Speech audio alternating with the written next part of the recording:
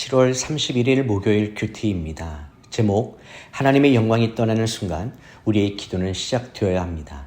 본문 에스겔 10장 9절에서 22절까지 말씀입니다. 내가 보니 그룹들 곁에 네 바퀴가 있는데 그룹 하나에 바퀴가 하나씩 있었다. 그 바퀴들의 모양은 황옥이 빛나는 것과 같았다. 그들의 생김새로 말하자면 네 개가 모두 한 모양이었으며 바퀴 안에 바퀴가 있는 듯했다. 그들이 움직일 때 네 방향 가운데 한 방향으로 움직이는데 어느 방향으로 출발하든지 바퀴가 돌 필요가 없었다. 머리가 향한 방향대로 그들이 따라갔다. 그래서 바퀴가 돌지 않았다. 그들의 등과 손과 날개를 비롯한 몸통 전체와 네 그룹들의 바퀴들에는 온통 눈들이 가득 달려 있었다. 내가 들으니 바퀴들은 도는 것으로 불렸다. 각 그룹에게는 얼굴이 네 개씩 있었다. 첫째 얼굴은 그룹의 얼굴이었고, 둘째 얼굴은 사람의 얼굴, 셋째 얼굴은 사자의 얼굴, 넷째 얼굴은 독수리의 얼굴이었다. 그리고 그룹들은 올라갔다. 이들은 내가 그발 강가에서 본 생물들이었다. 그룹들이 움직일 때 그들의 옆에 있는 바퀴들도 움직였다. 그리고 그룹들이 그들의 날개를 들어 땅에서 떠오를 때 바퀴들도 그들 곁에서 떠나지 않았다. 그룹들이 멈춰 서 있을 때는 바퀴들도 멈춰 서 있었고, 그룹들이 올라갈 때 바퀴들도 올라갔다. 생물들의 영이 바퀴들 안에 있었기 때문이다. 그때 여호와의 영이 성전 문턱에서 나와 그룹들 위에 멈춰 섰다. 내가 보는 앞에서 그룹들은 그들의 날개를 들어서 땅에서 떠올랐다. 그들이 나아갈 때 바퀴들은 그들의 옆에 있었다. 그들은 여호와의 성전 동문 입구에 멈춰 섰고 이스라엘 하나님의 영광이 그들 위에 있었다. 이들은 그발 강가에서 내가 보았던 이스라엘의 하나님을 대신하는 생물들이었다. 나는 그들이 그룹들인 것을 알고 있었다. 각자가 네 개의 얼굴과 네 개의 날개를 갖고 있었고 그들의 날개 아래에는 사람의 손같이 생긴 것이 있었다. 그들의 얼굴 모양은 내가 그발 강가에서 보았던 얼굴들이다. 각 그룹은 앞으로만 곧장 갔다. 본문 요약입니다. 에스겔은 환상 가운데 하나님의 영광이 예루살렘 성전을 떠나시는 과정을 계속 보게 됩니다. 그룹들 곁에는 바퀴가 있었고 그 바퀴 안에는 생명이 있었습니다. 그룹들은 각기 네 얼굴을 가지고 있었으며 그들의 모습은 에스겔이 처음 그발 강가에서 보았던 환상과 동일합니다. 이 모든 장면은 하나님의 영광이 성전 문간에 이르렀다가 성전에서 나가 성읍 동쪽으로 이동하는 과정입니다. 이것은 하나님의 인내가 한계에 다다랐으며 이스라엘이 더 이상 그분의 영광을 모실 수 없는 상태가 되었음을 의미합니다. 첫 번째 묵상입니다. 하나님의 영광은 떠나시기도 하십니다. 성경에서 하나님의 영광은 임재와 복의 상징이었습니다. 그러나 에스겔은 오늘 그 영광이 떠나시는 모습을 봅니다. 하나님은 머무르실 곳에만 임하십니다. 거룩을 상실한 성전, 우상을 숨긴 백성의 마음, 회개하지 않는 민족은 더 이상 하나님의 임재를 붙들 수 없습니다. 이 얼마나 슬프고도 두려운 일입니까? 우리가 예배의 형식은 지키고 있어도 실제 하나님의 영광이 우리 가운데 있지 않을 수 있다면 그것은 껍데기만 남은 신앙일 뿐입니다. 이 장면은 우리에게 하나님의 임재의 경외함을 다시 요청합니다. 하나님의 임재는 은혜이지만 그분의 떠나심도 현실임을 기억해야 합니다. 하나님의 영광이 머물기를 간구해야 할 때입니다. 적용 질문입니다.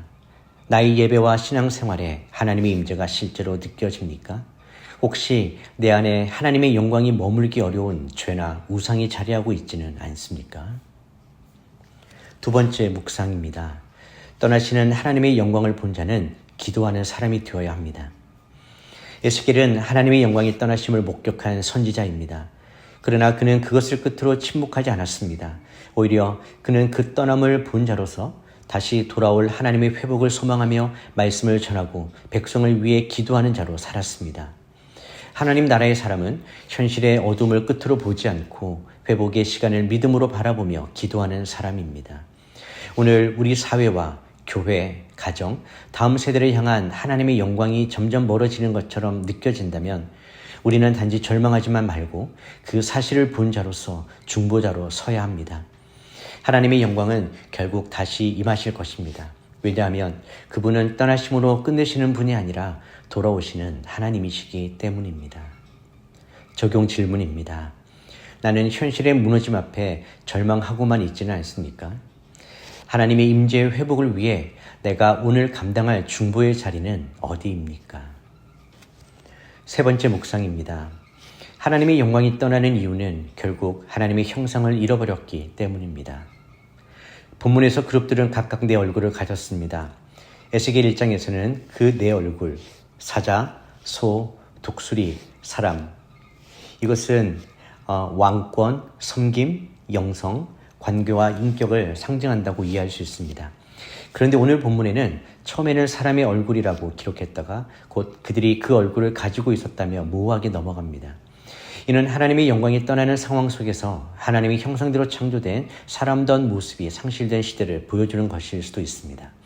하나님을 경외하지 않고 서로를 사랑하지 않으며 책임을 회피하고 진리를 버리는 공동체 안에서 하나님은 더 이상 머무르시지 않습니다. 회복은 언제 시작됩니까? 우리가 다시 사람답게 하나님의 형상을 회복하며 십자가 앞에 진실하게 서는 순간부터입니다.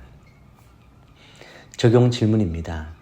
나는 하나님의 형상대로 살고 있습니까? 하나님의 영광을 되돌아오게 할 내 삶의 태도는 무엇입니까? 기도하겠습니다. 영광의 하나님 아버지, 당신의 떠나심은 우리에겐 가장 큰 심판임을 고백합니다. 저희의 예배와 일상이 아무리 정교할지라도 하나님의 영광이 없다면 그 모든 것은 공허한 껍데기일 뿐임을 고백합니다. 주님, 다시 오시옵소서.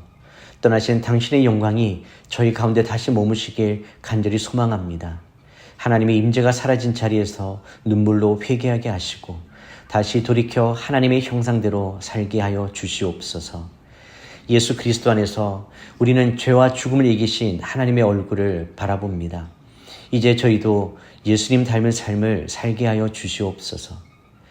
하나님의 떠나시는 영광을 본 자로서 기도의 사람, 소망의 사람, 회복을 준비하는 사람이 되게 하여 주시옵소서.